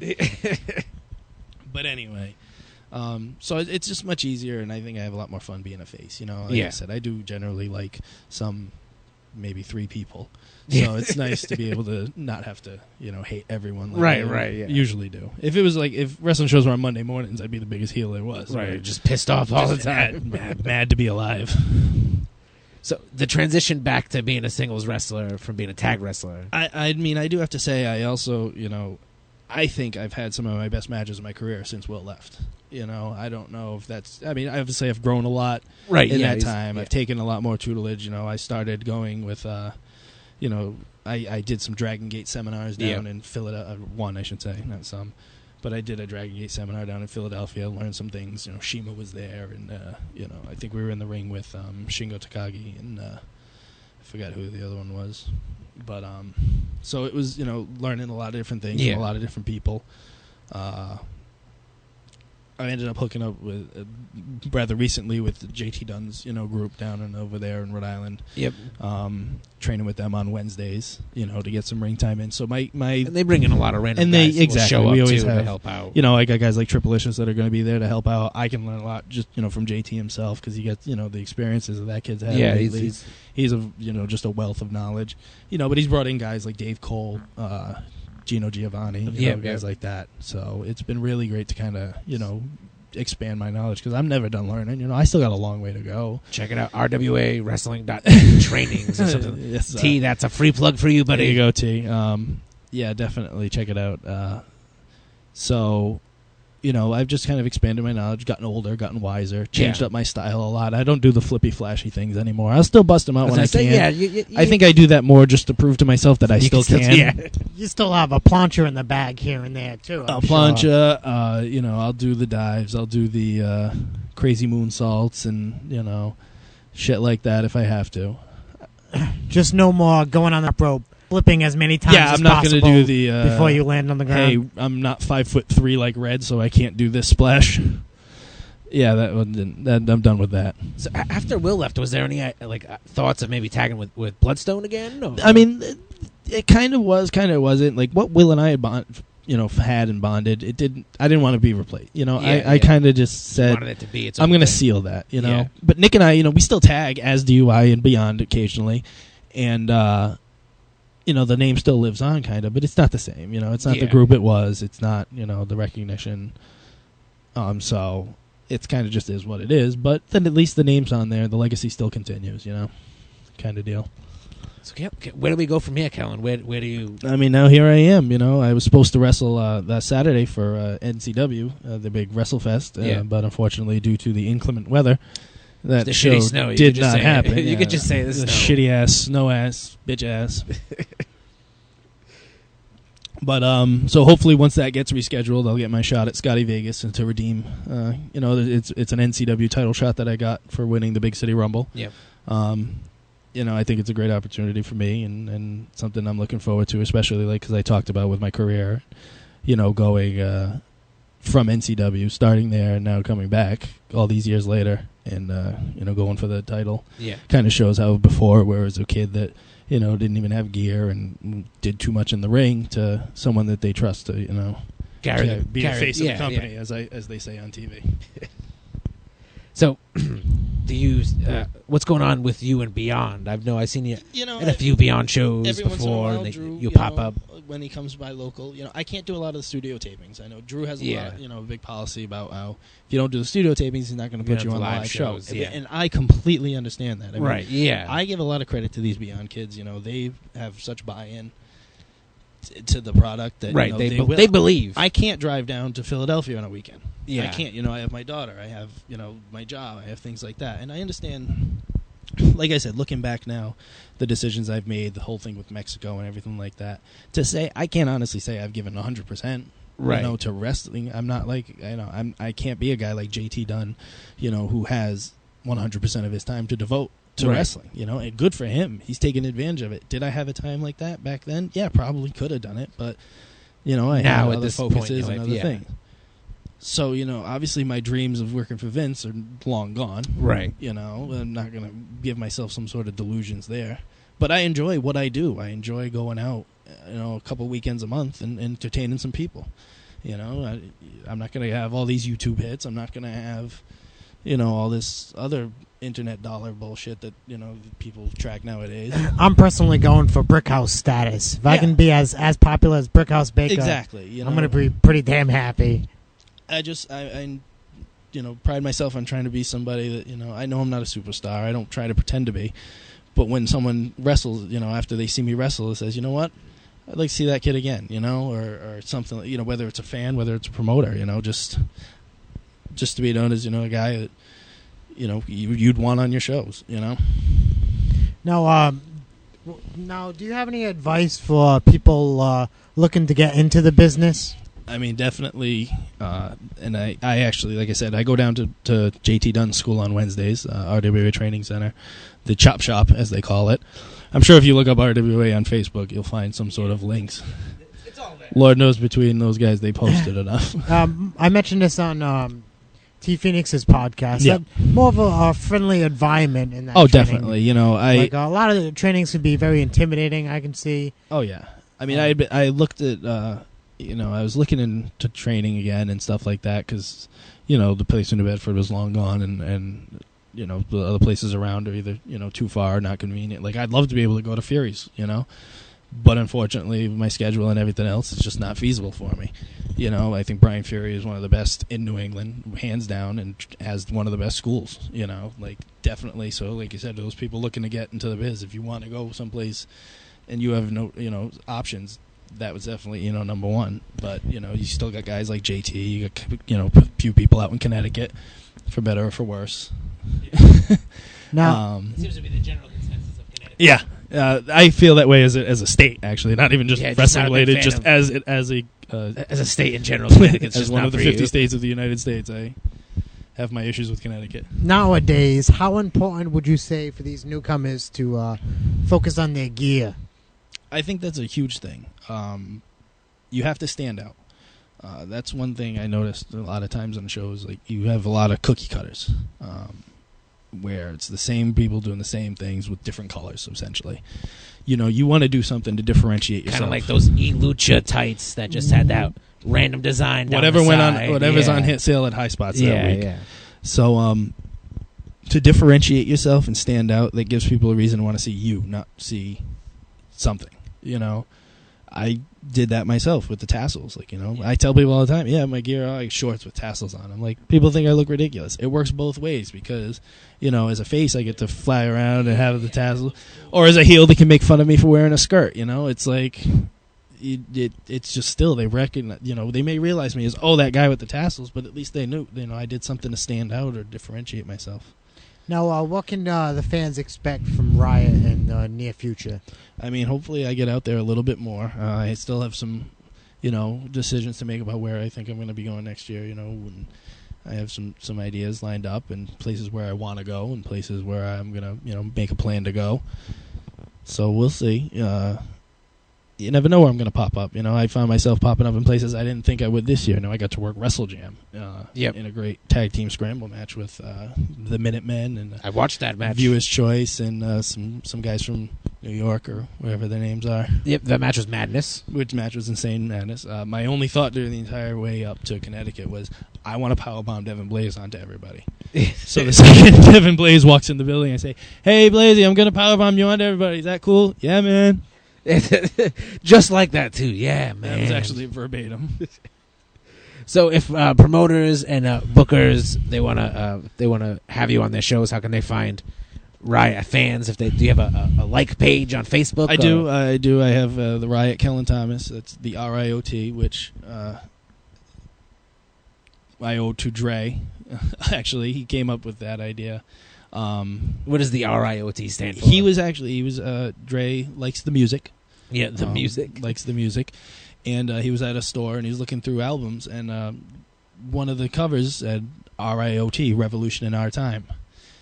And he came to the next training where I saw him and he was like, well, he's told me all about it. I'm like, you know what? I like that. Yeah. And again, just to be different, everybody has like a nickname.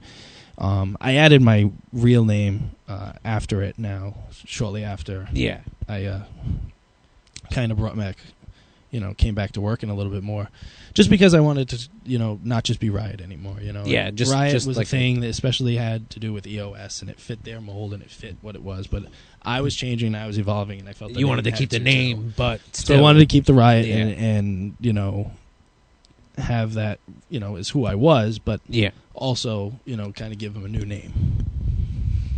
But it's the Riot Kellan Thomas on Facebook. You'll find me. I'm on there somewhere. It's promoters, fans. Not many Kellans in this world. So. True. You got a Twitter deal or no Twitter deal? Yes, I actually do have Twitter. It's at Viva La Riot, VIVALA Riot. And now, what can people are you like a fan-friendly kind of guy on these things, or I don't interact. I don't interact on Facebook. Like Devin Blaze isn't exactly fan-friendly, or as Facebook. much as some JT Dunn. Well, look, man, he hustles, man. He's always talking to people on Twitter and Facebook and all that, and he keeps it pretty fan-friendly. Devin Blaze is talking about Devin Blaze is talking about fighting wildcats. He's just out of his damn mind while pirates attack him. Yeah, he's out of his tree. I love Blazy though. He's a good kid. He's a good kid. So the Twitter deal, Viva La Riot. Viva La Riot. I'm not as socially active as most. A lot of those dudes. I'll post some dumb shit every now and then. I always promote the shows that I am on. So if you're ever looking for me, sure. If people send you questions or whatever, you get back to them and all that. I try to keep that schedule up to date. Right now it's kind of blank because, like I said, I'm still trying to figure out the whens and wheres. What I want to do. But yeah. We're going to look at any new gear for the next year? You're gonna come. I have some designs in mind. I'm actually going to be working with Mike Grassa. He did some. Yeah, does some great design work. Yeah. Again, if you're also looking, his gear's pretty cool looking. Yeah, he definitely, he doesn't make the gear himself, but he can draw like right, a mofo. Yeah. And I draw worse than my 4-year-old daughter, so I'm not about to be designing anything anytime soon. But you can give him some ideas, and he'll churn something great out. So I'll hope to get that soon, and we'll just check the finances to see what holds in store. I am closer to the end of my career than I am to the beginning, that's for sure. So I don't want to, got to make a smart investment. Right. Dude, thank you for coming down. No, thank you for having me, man. It's been great. For real, man. It's been a pleasure. Like, I went to shows and watched you and Cena and Onyx and all that stuff, man. And it's cool, like you said, it's a kind of full circle deal in wrestling all the time. How can I go this whole time? I was listening to the T Phoenix podcast, and there were some topics brought up that I just kind of laughed at. And one of them, I know you said you sometimes try and shy away from them, but I'd be remiss if I didn't come here and we didn't do some LeMay bashing. Oh, okay, yeah, hop on. It needs to happen. Because you say, like, sitting in the crowd at the shows. I remember we're going to the PAL and seeing that smug little piece of trash. With the belt on, right? With the belt on, acting like he owned the world. And I was sitting on the other side of the away, PAL with this guy and our buddies watching the show. And I still get that a lot to this day with a lot of the guys coming up. The other guys come up to me and say, "Hey, I remember seeing you at this show," and "Hey, I remember you." And it makes me feel old as shit. Yeah, dude. And you're not really that much older than me. I feel probably much older than you. You were doing that stuff when you were young. That's right, exactly. I was young and dumb, like you said. Having Davey jump on me during a TLC match off a backboard through a table at the Bank Street Armory. Yeah, that was a great idea. He loved the backboard. Guys. He loved it. He's a great man. I'll never forget that. That was actually a fun story. It was a 4-way TLC match. I think it was me, Davey, I think Ryan Drew was somehow involved, and Rage, perhaps. I don't know, some other cruiserweight. Which Rage? The YPW Rage. Okay. No, RDW Rage. Okay. I know, I forgot to make that distinction.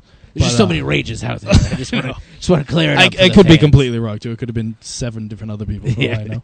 But anyway, because, it was a TLC match, so we did some dumb shit. I did like a sunset flip powerbomb to this one of the guys through a table. Yep. People were taking, urinages off the top of it. And Davey's big idea was he was going to climb up to the top of the backboard and jump off on while I was laying on the table. And I remember that because I'm laying there and I'm sitting there like, wow, he's high. It's like, that's wow, way he's higher really than high. I Wow, this is, oh, God! How the hell does it get up there? He used the ladder. Yeah, it was TLC. I see. So needless to say, that was the one and to this very day only show my mother has ever gone to see me wrestle. I can't imagine why she wouldn't want to go back. Nice. We didn't really talk about your parents after the beginning. How did they feel after you started? They didn't know. Yeah, they just at the beginning. I actually went through all those training down in Westerly and down in New Bedford. Yeah. I went to a couple shows, all without them knowing I even did it. Yeah. I was older, so I was in college and stuff like that. So I got to, I didn't have my parents on my ass as much. I didn't live in college; I was living at home, but I didn't have my parents on my ass as much about, where I was going, and what I was doing, as if it was doing this when I was in high school. So I had a little more leeway, and I could say, "Oh, I'm going out somewhere," and then end up at a show. Right? He just randomly popped up, and I wouldn't lie to him too much because I would tell him, I'm going to a wrestling show. Yeah. And one day I just decided, I was like, Ma, you know how I said I've been going to those shows? She's like, yeah. I'm like, well, I've been wrestling in them. And she just kind of looked at me. Okay. Knew there was nothing she could do. Yeah. She had obviously known my obsession. She had seen the wrestling buddies that I had to, beat the shit out of. My brother's 8 years younger than me, and I spent the first 7 years of his life beating the shit out of him. Just giving him the beat down, yeah. Because every time my parents would go out, I would be automatic babysitter because I was old enough. Suplex. And it would just be power bombs and suplexes. And we actually had I remember we found a box of hangers and just, dumb shit. Take me on barbed wire match. Yeah, that dumb shit that brothers do. Yeah. And so they knew I was a fan, and wrestling was in my blood, as you say, and kind of knew there was nothing she could do, so she just said, be careful. She ended up coming to that one show and never again. Yeah, But she's always been supportive of me, even to this day. She'll always ask, you got a show? Okay, be careful. Just stuff like that. Doesn't want to come, doesn't want to see me, but she definitely supports me, and I thank her for that, and obviously much more. But any other thank yous you want to throw out there, man? Anybody? Yeah, I mean, like I said, the list goes on and on of people that I have to thank from the past and thank to this day. Like I said, it starts with Dre. Without a doubt, he is one of the best friends you could have, the best people you could know, and definitely the best trainers, because he got me started to where I am today. I wouldn't be here. I wouldn't be Riot. I wouldn't be what I am without him. But everybody else that had such an influence on me, Scott, Moko and Pete, yep. And then it goes on from there, Kyle, Matt, guys like that, Ebony Blade, Jose Perez, who gave me my first bloody nose ever. First bloody nose of my life. Like of your life? Of my life came from a Jose Perez match. No, it was one of those, the where you step over the guy so he's facing downwards and kind of back kick him. Okay, just and, right. Just blood everywhere. I was like, all right. So I ended up bloodying him that match, so we were even. And but it was a lot of fun. It was anything asshole-ish. It was just that's how me and Jose Perez wrestled. We wrestled kind of stiff and kind of tight. So we knew that, and we just had a lot of fun. My actual second bloody nose ever, and still the only two bloody noses I've ever had, came from one Alexis Nevaeh. That was in a training session. It's going to be a little more difficult in that where one. I don't know who has the worst forearms in that relationship. I'd be willing to put that on her. But no, those are my only two bloody noses of my life, and they were both wrestling related, which is kind of funny. But yeah, then, like I said, there was nothing. Just no Jose, nobody else after him. F everybody else. Even nowadays, Will, obviously, had so much. Nick for even thinking about me. All those RDW guys. Bloodstone, a friend of the podcast. Bloodstone, a very good friend of the podcast. Even guys that were just kind of there on the periphery, guys like Mike Edwards and stuff like that, passing through. Yeah. I'd learned things from just about everybody I meet. Good, guys today, my peers, Dave Cole, someone like that. I could still learn a shit ton from him. Anybody can.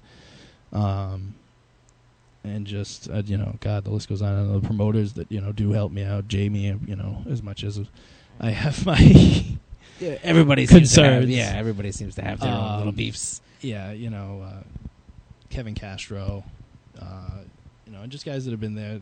JC, one of my best friends, not even going to lie. Whatever, it's out there. Sorry. He said it. We just, I owe so many people so many thanks, I still thank JC to this day for letting me eliminate Johnny Curtis in a Battle Royal once. So every time Fandango comes out on the TV, I eliminated him. I eliminated him from Battle Royal once. Gets over real well with the ladies. Yeah, they must love it. Get away from me, you creep. I heard yes.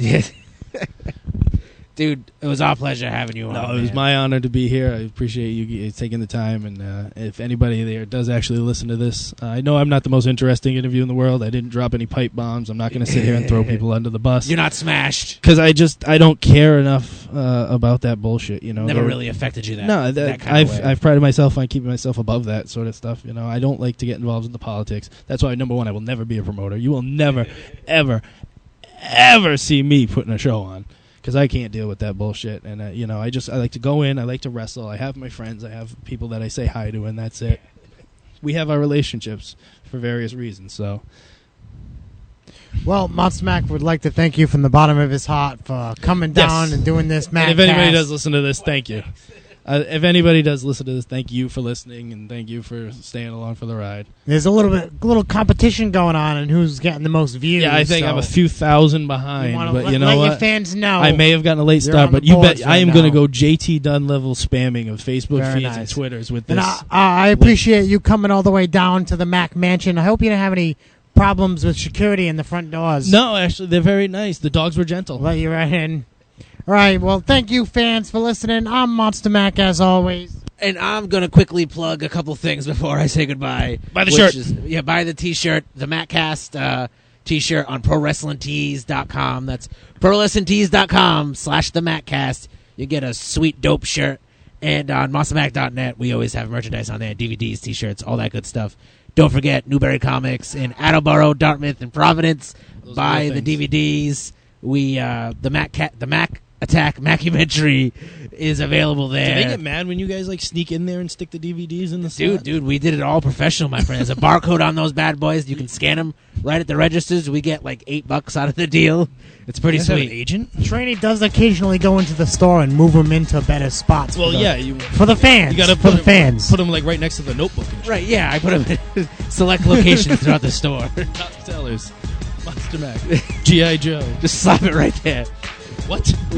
Ladies and gentlemen, have a good night. Thanks for listening. That's all. Later. Goodbye. Bye.